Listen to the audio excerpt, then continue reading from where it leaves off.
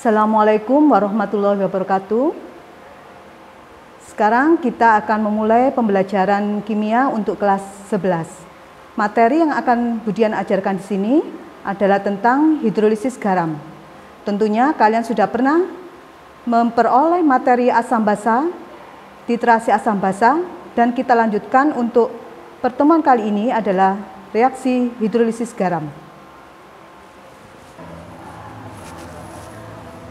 Sebelum kita bahas tentang reaksi hidrolisis garam, akan Budian ingatkan dulu tentang reaksi asam basa atau reaksi netralisasi yang menghasilkan garam. Karena garam merupakan hasil dari reaksi netralisasi asam basa. Coba kalian ingat dulu. Reaksi netralisasi yaitu reaksi antara asam dengan basa menghasilkan garam dan air. Saya beri contoh. HCl, larutan HCl, larutan NaOH sebagai basanya. Ini akan menghasilkan larutan NaCl dan air. Nah, dari kedua larutan yang bereaksi ini kita akan menghasilkan garam. Dan garam hasil reaksi netralisasi ini ada 4 jenis. Yang pertama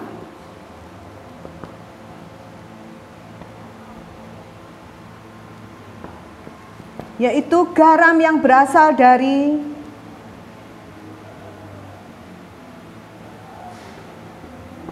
asam kuat dan basa kuat, akan menghasilkan garam netral. Saya beri contoh, misalkan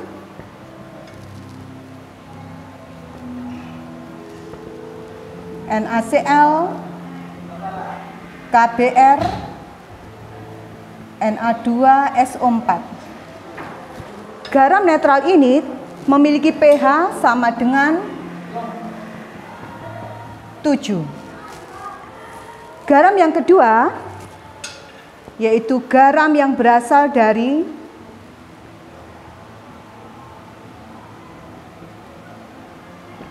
asam kuat dan basa lemah. Garam ini contohnya, garam ini maka karena yang kuat adalah asam, maka bersifat asam. Contohnya saja NH4Cl,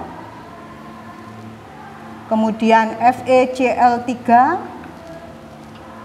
atau NH4Br, maaf. Karena dia bersifat asam, maka pH-nya kurang dari 7. Untuk basa yang ketiga, yaitu basa yang berasal dari garam yang berasal dari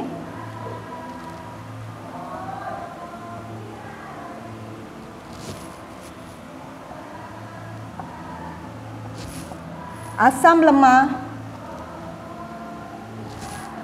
dan basa kuat. Garam ini karena dia mengandung basa kuat, ion dari basa kuat, maka dia bersifat basa. Saya berikan contoh, misalkan Kf, kemudian CaCO3, ada juga misalkan BaSO4. Ini merupakan contoh dari garam basa, di mana pH dari garam basa ini memiliki pH lebih dari 7.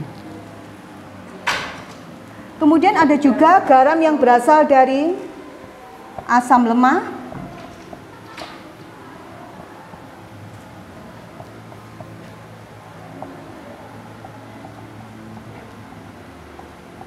dan basa lemah. Dalam hal ini sifat garamnya harus kita lihat dari harga Ka dan Kb-nya. Contoh garam ini contohnya untuk sifat garam yang berasal dari asam lemah dan basa lemah, maka akan kita lihat dulu harga Ka dan Kb atau tetapan ionisasi asam dan tetapan ionisasi basanya.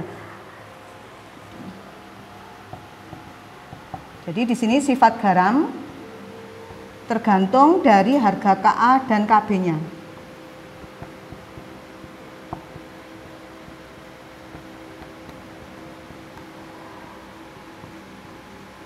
Di mana jika harga Ka-nya sama dengan Kb, maka garam ini bersifat netral.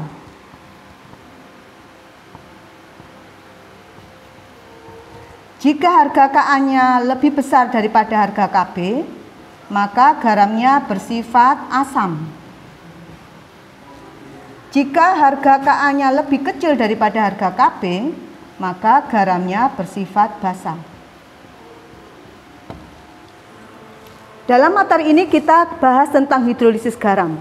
Garam sudah kita bahas, di mana garam itu berasal dari asam dan basa yang bereaksi. Kemudian hidrolisis. Nah, di sini kata hidrolisis itu berasal dari dua gabungan kata, yaitu hidro dan lisis. Jadi kita bahas dulu pengertian hidrolisis.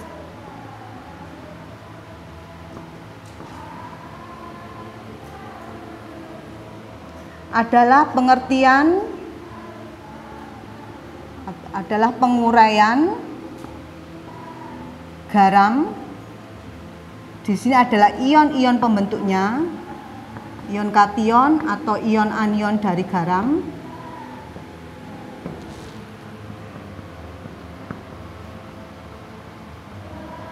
Oleh air. Di mana hidro itu artinya air, lisis itu penguraian. Jadi adalah penguraian garam oleh air. Di sini yang terhidrolisis atau yang terurai oleh air adalah ion dari garam yang berasal dari asam lemah atau basa lemah. Saya beri contoh.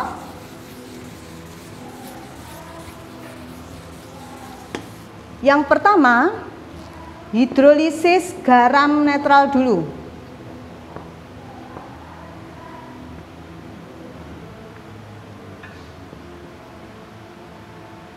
Yang pertama misalkan hidrolisis untuk garam netral.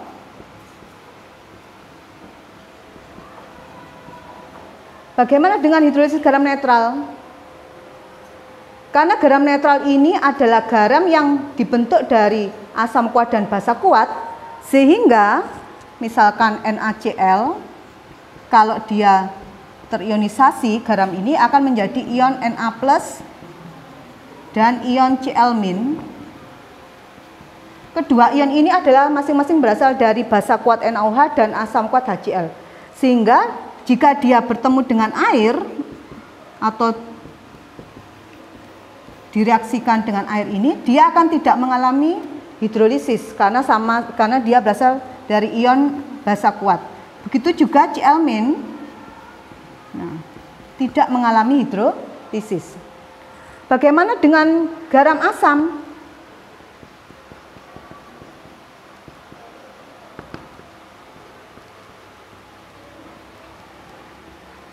Nah, garam asam dia pembentuknya berasal dari asam kuat dan basa lemah. Saya berikan contoh, misalkan garam NH4Cl. Garam NH4Cl ini dalam air akan terionisasi menjadi NH4+ dan ion Cl-.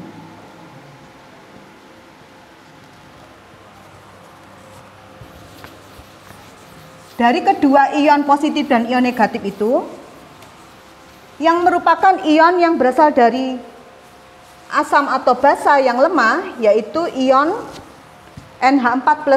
Nah, dari basa lemah NH4OH. Sehingga dari kedua ion ini yang mengalami hidrolisis adalah ion NH4+.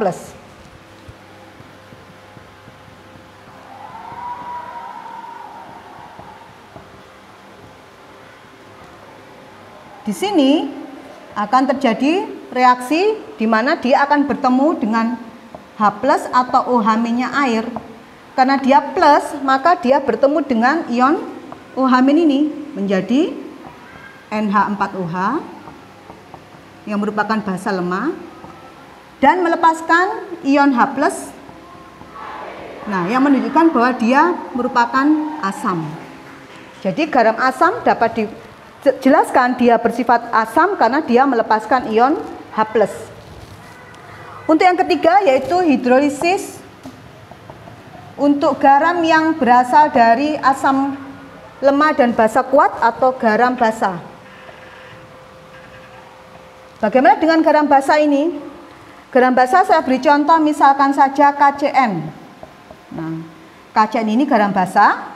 Kenapa? Dia berasal dari KUH basa kuat, CN-nya HCN asam lemah. Dalam air dia akan terionisasi menjadi ion K+ dan ion Cn-. Dari kedua ion ini yang merupakan zat yang berasal dari yang lemah yaitu ion Cn- karena dari asam lemah. Maka yang mengalami hidrolisis adalah ion Cn- akan bertemu dengan air. Di sini ada ion H+ dan ion OH-. Maka karena dia min atau negatif bertemu dengan ion yang H+ menjadi HCN dan melepaskan ion OH- yang menunjukkan bahwa ini garamnya bersifat basa. Dari nomor 1 ini garam netral tidak terhidrolisis. Nah, ini kita ambil kesimpulan tidak mengalami hidrolisis karena sama-sama kuat ionnya, tidak mudah terurai.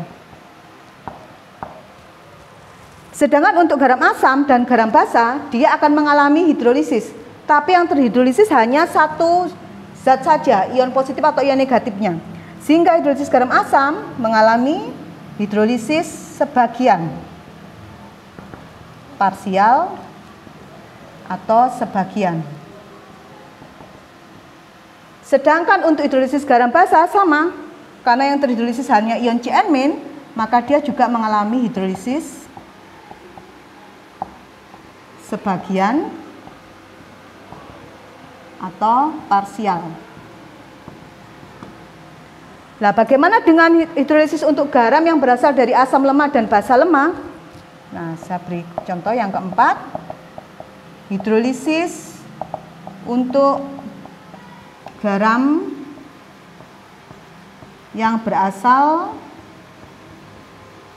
dari asam lemah dan basa lemah.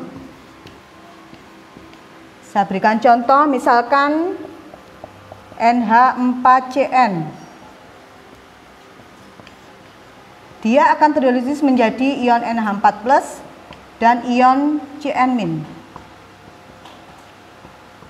Kedua ion ini berasal dari asam lemah HCN dan basa lemah NH4OH. Karena ada dua ion yang berasal dari yang lemah, maka keduanya mengalami hidrolisis semua, baik ion NH4+-nya maupun ion Cn-nya. Menjadi NH4OH dan H+. Yang Cn-nya juga gitu, bereaksi dengan air semua, menjadi HCN plus OH. Bagaimana dengan harga Ka dan Kb-nya? Berpengaruh sekali terhadap sifat asam basanya. Seperti yang saya jelaskan tadi, untuk garam yang berasal dari asam lemah dan basa lemah, pH-nya atau sifat garamnya melihat harga Ka dan Kb-nya. Dari sini dapat kita simpulkan ada 3 macam reaksi hidrolisis, yaitu hidrolisis sebagian atau hidrolisis parsial. Ada hidrolisis karena dia asam lemah dan basa lemah bereaksi semua, maka ini disebut dengan hidrolisis total.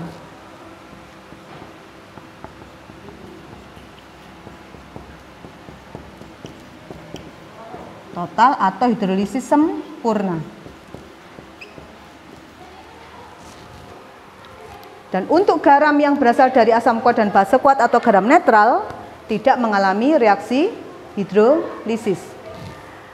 Demikian penjelasan Budian tentang hidrolisis garam. Semoga anak-anak dapat mempelajari lebih lanjut. Bisa kalian lihat di buku-buku pelajaran atau di internet, kalian browsing tentang reaksi hidrolisis garam. Saya akhiri sampai sekian. Assalamualaikum warahmatullahi wabarakatuh.